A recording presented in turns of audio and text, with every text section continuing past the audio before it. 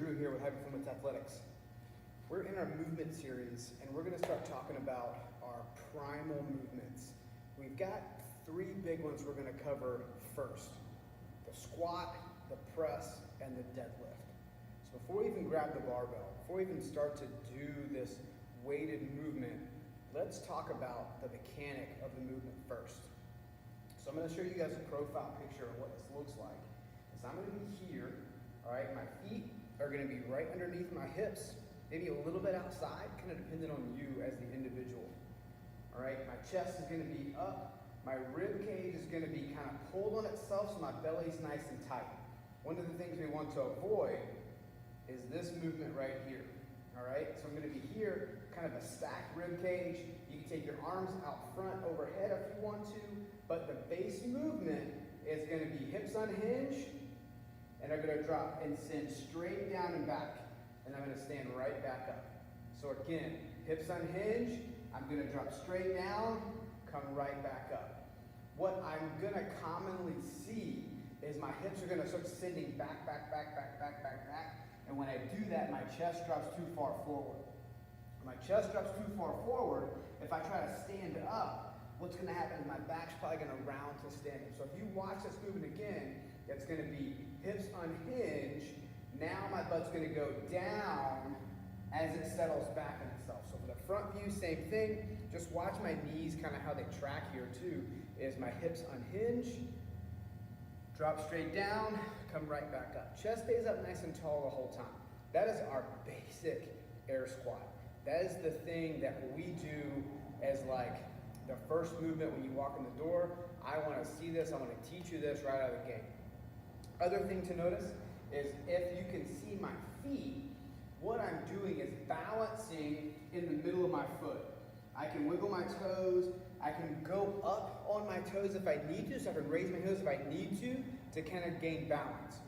What I don't want to do is overcompensate one way or the other by putting all my weight into my heels, and I can't move when I'm on my heels at all. And sticking all my weight in my toes, I can't move when I'm there either. So a good squat is balanced through this middle part of the foot. Right? That's what we want to see as you're starting to develop this squat. So we're going to grab a barbell real quick. Okay, so now we're going to talk about the back squat for a second. Back squat, front squat, overhead squat. Those movements are all very similar, yet different. They're similar because it has the word squat in it. So that basic technique we just learned, chest up, butt straight down, weight in the middle of my foot, that is the base technique for all these three lifts. The change is where that bar is located. So back squat, the bar is going to be on your back. Front squat, the bar is going to be in the front.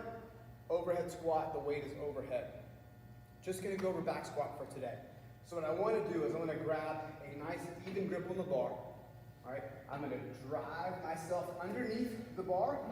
All right, I'm going to go ahead and plant both of my feet directly under my hips, and I'm going to set my back and my rib cage together. All right, not lifting with this butt back position. I'm not lifting with a staggered foot. I'm lifting stacked rib cage and standing straight up. I'm going to walk out to where it's comfortable for this particular lift. I like to be on the grass a little bit here. So now I'm set. All right, so I'm going to do the exact same movement. We're going to talk about some points of performance in just a second.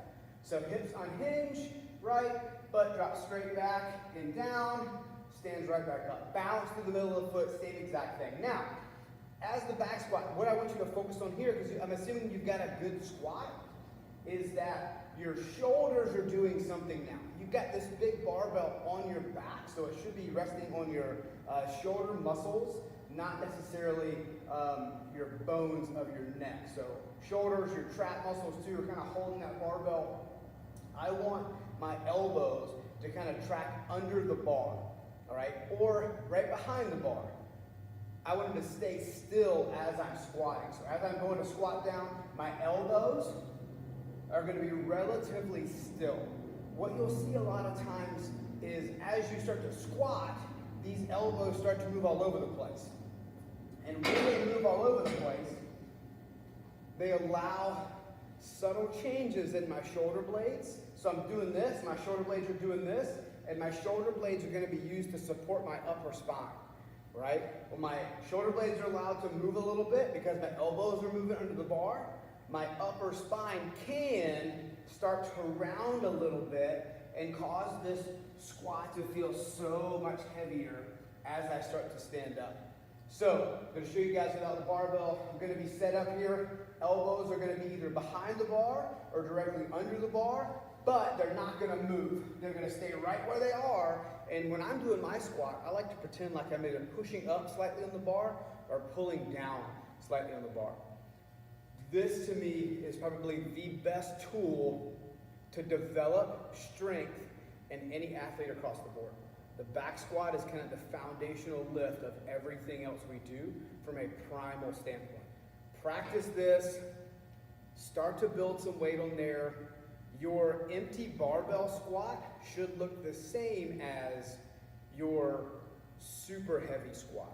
You shouldn't have to change technique at all when it comes to that. All right, guys, again, Coach Drew, High Performance Athletics, this is the back squat.